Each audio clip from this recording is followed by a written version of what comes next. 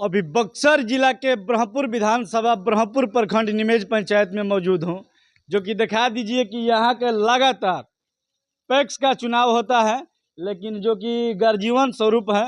अभी बात करेंगे कि जीत आज 26 तारीख को जो कि चुनाव हुआ था, जीत के जश्न में पूरे पंचायत अपने समर्थकों से और चुनाव में जो वोट दिए हैं अपना समर्थक से संपर्क कर रहे हैं बारी बारी से। अभी बात करेंगे कि खुशी काफ़ी है। माहौल यहाँ पर दिखा दीजिए कि समर्थक लोग साथ में चल रहे हैं। स्वागत है सर मेरे चैनल में। धन्यवाद आपके चैनल का, मैं भी स्वागत करता हूं। कितने बार से आप लगातार चुनाव लड़ रहे हैं और जीत रहे हैं? हमारे पिताजी इसके संस्थापक अध्यक्ष रहे और आजीवन निर्विरोध पूरी कार्यकारिणी के साथ अध्यक्ष रहे। नहीं तो पिताजी ही जिसको चाहते थे, उस समय ये था कि एक अध्यक्ष 2 ही टर्म रह सकता है, तो पिताजी जिसको कह देते थे कि ये कार्यकारिणी में रहेगा और ये अध्यक्ष रहेगा, वही रहता था। जब चुनाव होने लगा, पहले बैंक से चुनाव होता था बैंक के द्वारा, और जब से प्राधिकार के तहत चुनाव होने लगा, तब से पिताजी निर्विरोध कार्यकारिणी के साथ पूरा अध्यक्ष रहे। पिछली बार 2 साल पहले, दूसरे टर्म पहले पिताजी एक्सपायर कर गए, तो मैं मिड टर्म में कार्यकारी अध्यक्ष बना। अच्छा, पैक्स अध्यक्ष का कर्तव्य क्या क्या होता है? पैक्स अध्यक्ष का पहले से फंक्शन इसका बराबर बदलता रहता है। जैसे जैसे सरकार की नीति निर्धारण होती है, उस तरह से होता है। पहले किसानों को, किसान ही इसके मेंबर होते थे, और जो इसके पास खेत नहीं होता था वो मेंबर नहीं होता था। आज सरकार ने ये कर दिया कि नहीं, जिसके पास खेत नहीं है वो भी मेंबर बनेगा, तो उसको भी मेंबर बनाया जाता है।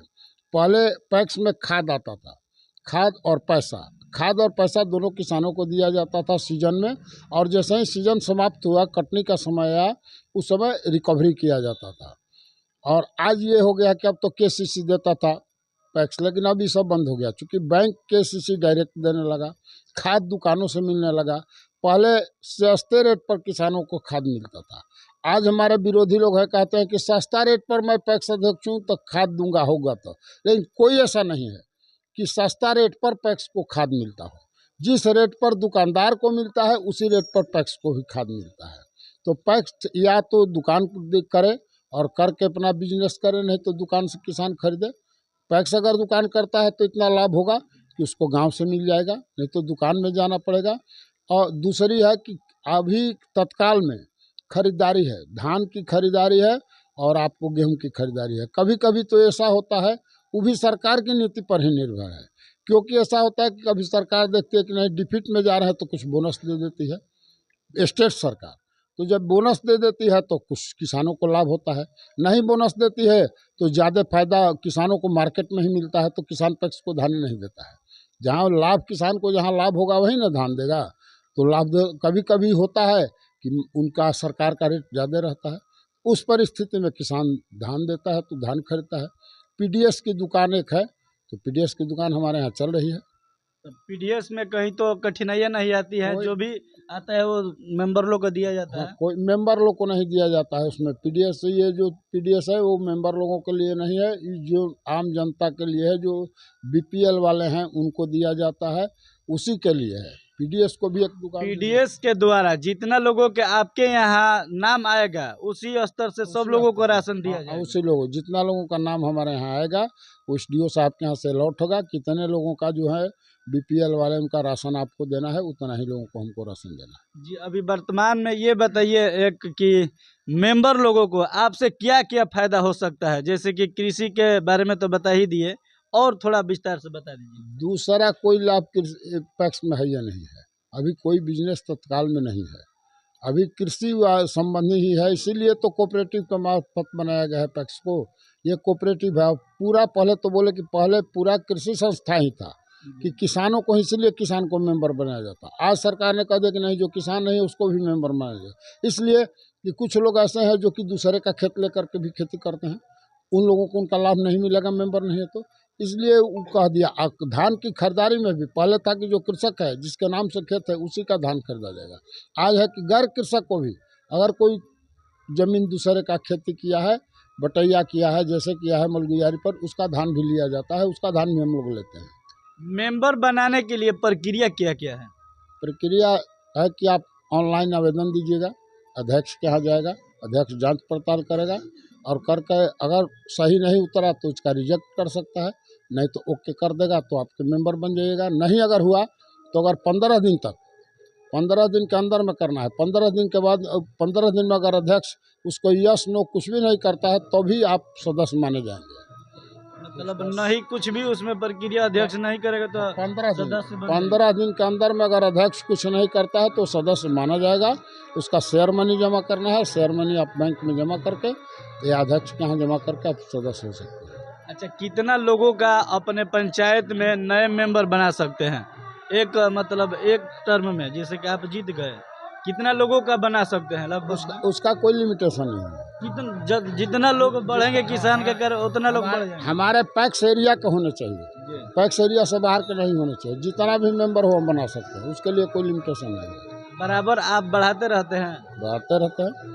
देखिए इस बार भी हम 30-40 मेंबर बढ़ाए हैं। इस बार भी 30-40 मेंबर बढ़ाए हैं। ये हर एक साल बढ़ता है या 5 वर्ष जब चुनाव आता है तभी बढ़ता है? ऐसे तो हर साल भी आप बढ़ा सकते हैं, लेकिन चुनाव के समय ही विशेष रूप से सरकार का निर्देश रहता है, दबाव रहता है, उस समय बढ़ाया जाता है। देखिए कि जिस तरीके से अभी वर्तमान में निमेज पंचायत के पैक्स अध्यक्ष जी, क्या नाम बताया अपना? धीरेन्द्र तिवारी। धीरेन्द्र तिवारी जी अपना विचार रखे कि जो भी यहाँ पर मेंबर जुड़वाना है ये प्रक्रिया भी बताए अपना। और सबसे बड़ी बात कि जितना भी दुकानदार पर जाते हैं किसान, जैसे कि रेट मिलता है यहाँ पर भी आप बढ़ाते रहते हैं। देखिए इस बार भी हम 30-40 मेंबर बढ़ाए हैं। इस बार भी 30-40 मेंबर बढ़ाए हैं। ये हर एक साल बढ़ता है या 5 वर्ष जब चुनाव आता है तभी बढ़ता है? ऐसे तो हर साल भी आप बढ़ा सकते हैं, लेकिन चुनाव के समय ही विशेष रूप से सरकार का निर्देश रहता है, दबाव रहता है, उस समय बढ़ाया जाता है। देखिए कि जिस तरीके से अभी वर्तमान में निमेज पंचायत के पैक्स अध्यक्ष जी, क्या नाम बताया अपना? धीरेन्द्र तिवारी। धीरेन्द्र तिवारी जी अपना विचार रखे कि जो भी यहाँ पर मेंबर जुड़वाना है ये प्रक्रिया भी बताए अपना। और सबसे बड़ी बात कि जितना भी दुकानदार पर जाते हैं किसान, जैसे कि रेट मिलता है यहाँ पर भी उसी रेट का मिलता है। अभी वर्तमान में हमारे बीच निमेज पंचायत के नित्यानंद ओझा जी, इनसे भी कुछ बात रखेंगे कि काफ़ी एकदम किसानों के हित में बात करते हैं। स्वागत है सर मेरे चैनल में। ये एक सोसाइटी है, कोऑपरेटिव सोसाइटी बना है, किसानों के लाभ के लिए ही बना है। और इसको जितना भी लोग प्रचार प्रसार करते हैं कि सस्ता दर पर बीज देना, खाद देना, ट्रैक्टर देना, आज के डेट में देख लीजिए हमारा तो जो गांव है या पंचायत है बाज़ार के समीप है, खाद का दुकान बगल में है, कौन जाता है पैक्स में लेने के लिए? कई गो जनता बाकी जाला। अच्छा, पैक्स का प्रक्रिया जो अध्यक्ष जी बताए, तो पैक्स के प्रक्रिया में बहुत लोग तो विपक्ष भी बता रहे हैं कि विपक्ष बोल रहे हैं कि उस रेट से नहीं दिया जाता है, कहाँ तक ये सच्चाई है? अरे विपक्ष के तो बोले के काम बा, बुझाता।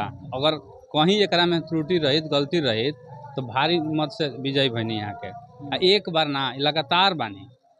कितना दिन से यहाँ के पिताजी रहे, पिताजी एजा के चेयरमैन 3 बार रह चुके हैं कोऑपरेटिव सोसाइटी जिले के। दोनों जिला शाहाबाद में मैंने आरा बक्सर दोनों आता है, उसका 3 बार रह चुके हैं। और ये कार्यकारिणी रह गए और 2 बार अध्यक्ष हो गए। अभी जो ये सब चल रहा है कुछ ऐसा है, लड़का लोग है भर दिया, नामांकन कर दिया, लेकिन ये तो मेरा पंचायत निर्विरोध रहता था। अच्छा। गर्व से हम लोग बोलते हैं, बहुत लोग आते हैं बयान देते हैं, तरह तरह का एक गांव का प्रतिष्ठा बना रहता है। अगर निर्विरोध होता है तो गांव का प्रतिष्ठा बनता है। हम लोग इस रूप में देखते हैं, नहीं कि कोई आ करके 5 गो या 10 गो उम्मीदवार बन गया। मेंबरों का चुनाव है, किसानों का चुनाव है। किसान अपने मन से मत देता है, ना कि किसी के बहकावे में मत देता है, कोई प्रलोभन में मत देता है, कोई आकर के पैसा का लोभ देता है, तरह तरह का बात, जातीय भावना बतियाता है। किसानों नहीं करते हैं। किसानों के हित में क्या कहिएगा जो कि लाभ के लिए? किसानों के लिए हमारे अध्यक्ष जी निर्णय लेंगे, जो इससे लाभ मिलने वाला है किसान के हित में वो अवश्य मिलेगा।